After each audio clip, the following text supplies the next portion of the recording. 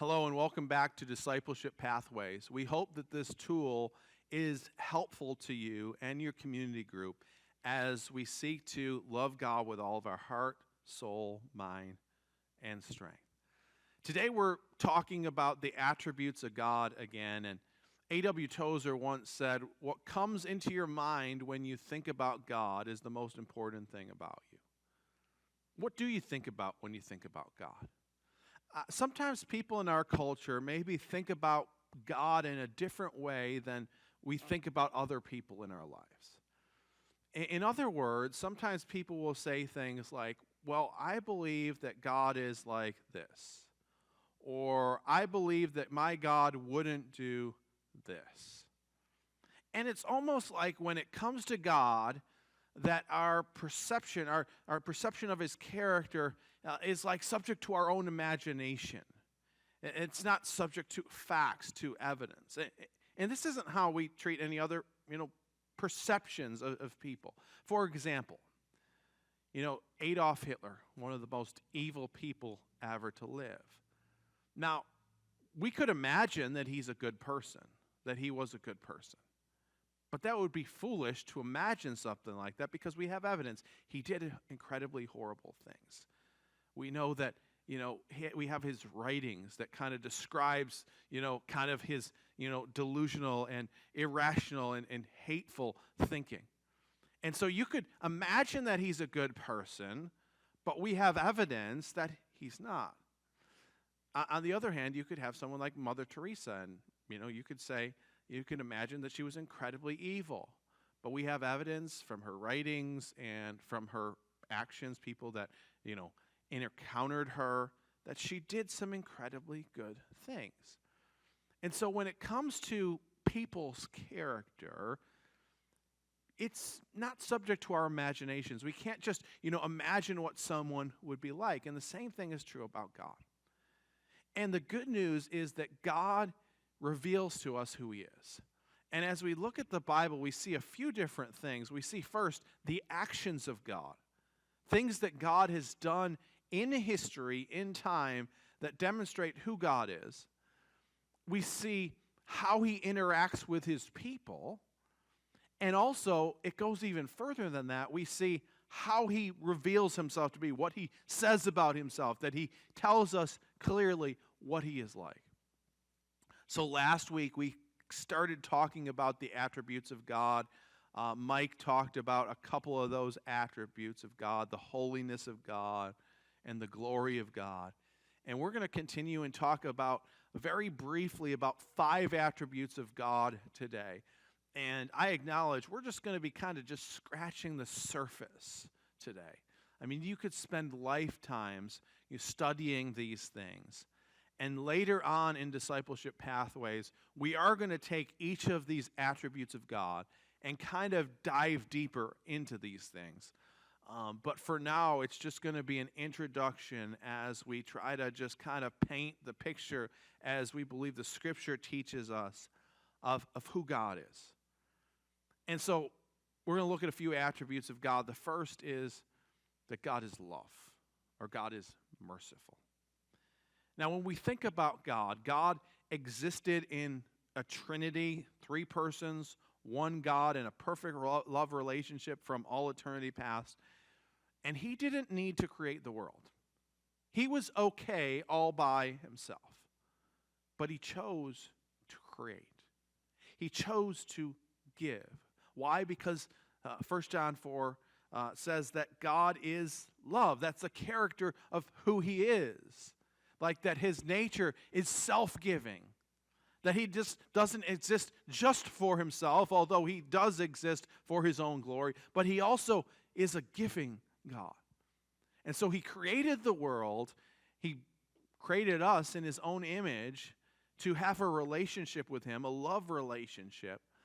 And then after we fell into sin, after our ancestors Adam and Eve fell into sin, God, out of love, initiated a rescue mission where he decided he was going to send his son to the earth to die on the cross for our sins. And so when we think about the nature of who God is, first we need to realize God is love. He is a giving, good, merciful God who cares for his creation.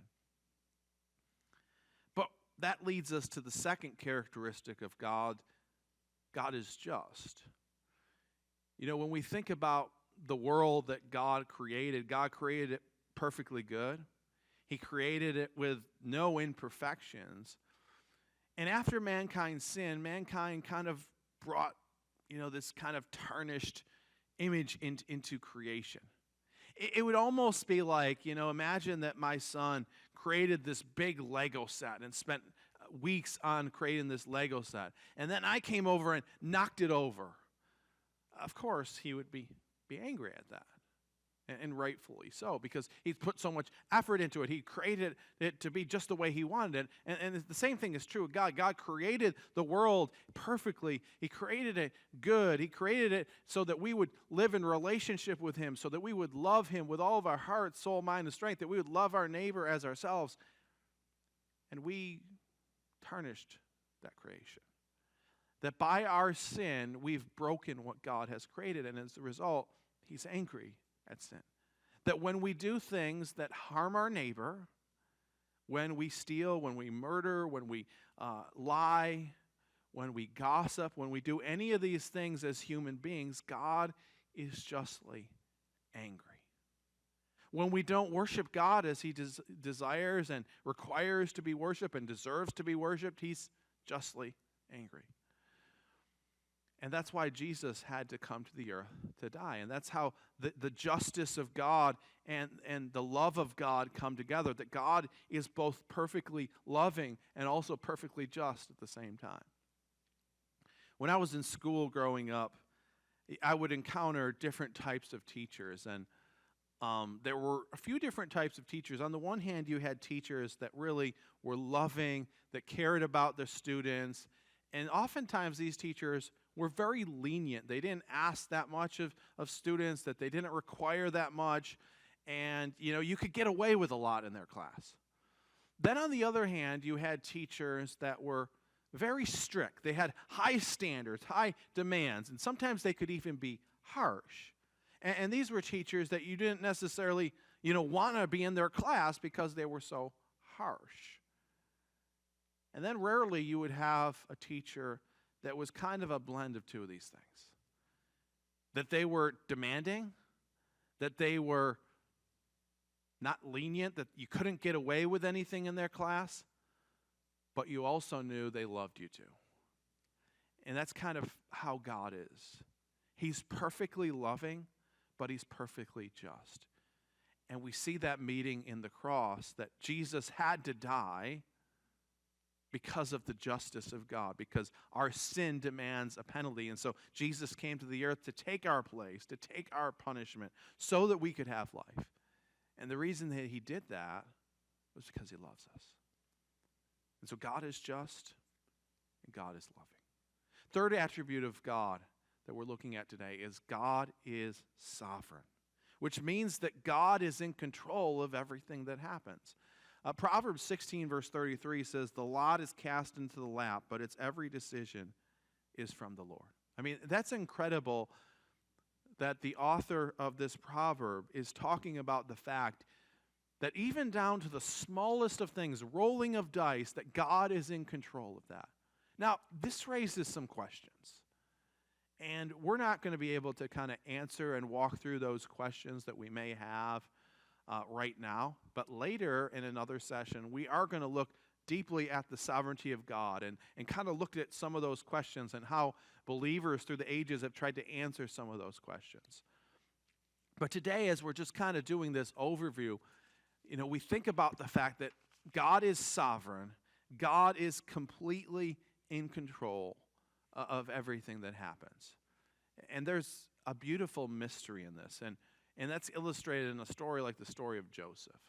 Now, Joseph had some really bad things happen to him. His brothers sold him into slavery. After he was in slavery, he became a servant to Potiphar and was doing really well. And then Potiphar's wife falsely accused him of rape. And then he was thrown into prison. And then he was kind of forgotten in prison. But then after a time, he being known for his interpretation of dreams.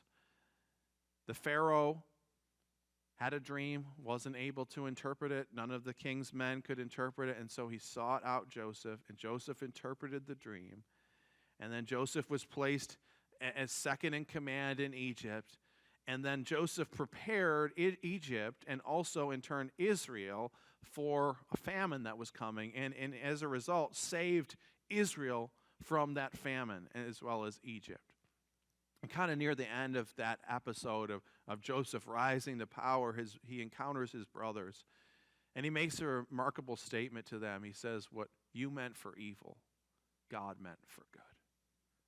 I mean, that just blows your mind, right?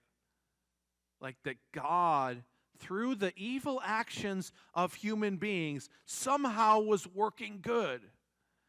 I mean, it's incredible to think about. And again, that raises questions. Did God cause evil? No. The Bible's clear that God didn't cause evil. But somehow, in his sovereignty, in his providence, he can use even the worst things that human beings can do and turn them around for his glory. So again, we're going to talk about that more later. But for now, we just need to realize God is in control. There's nothing in your life that catches God by surprise. There's nothing in your life that's like, oh, wow, that's too big. God is completely in control. That leads us to the next attribute of God. God is omnipotent. This comes from the Latin word omni, meaning all, and potent, meaning powerful. God is all-powerful. There's nothing logically that he cannot do. And when I say logically, I'll see people will kind of come up sometimes with kind of some silly things and say, well, can God make a rock that he can't lift up? No, he can't do that, because then he wouldn't be God. That would be like, hey, can he make himself so he's not all-powerful? No, I mean, that's foolish. But anything logically, so to speak, there's nothing that's too great for God. There's no enemy that's too strong. Even the greatest enemies that we face, the devil, demons, the greatest forces of evil in our world, they are nothing to him. By the word of his mouth, the nations fall. And so God is omnipotent. He is a God of all power. There is nothing that can stand in his way. He's also omniscient. Again, Latin word omni, all, shint, knowing. He's all-knowing. He knows everything. He knows the past. He knows the future. He knows the intricacies of how this universe works. He knows the intricacies and the mysteries of creation, things about the human body that we don't know how this works or why it works. Like, God knows all of those things. He knows what we're thinking. He knows our thoughts. He knows what we're going to think. He knows what we're going to do. Consider the beautiful words of Psalm 139, 1-7. It says, O Lord, you have searched me and known me. You know when I sit down and when I rise up. You discern my thoughts from afar. You search out my path and my lying down and are acquainted with all my ways. Even before a word is on my tongue, behold, O Lord, you know it altogether. You hem me in, behind and before, and lay your hand upon me. Such knowledge is too wonderful for me. It is high, I cannot attain it. Where shall I go from your spirit? Or where shall I flee from your presence? God is loving. God is just. God is sovereign. God is omnipotent. And God is omniscient. In light of who God is, it ought to lead us to worship because he's worthy of our worship. But it also ought to lead us to a place where we're confident in trusting him. If he's just, if he always does what's right, then we can trust him. If he's loving, if he cares for us, if there's nothing that he's going to allow in our life that's going to harm us, we can trust him. If he's sovereign, If he's in control of everything that happens, that we don't understand how he can be in control or why he allows certain things or doesn't allow, certain things to happen. But if he's sovereign, if nothing catches him by surprise, we can trust him.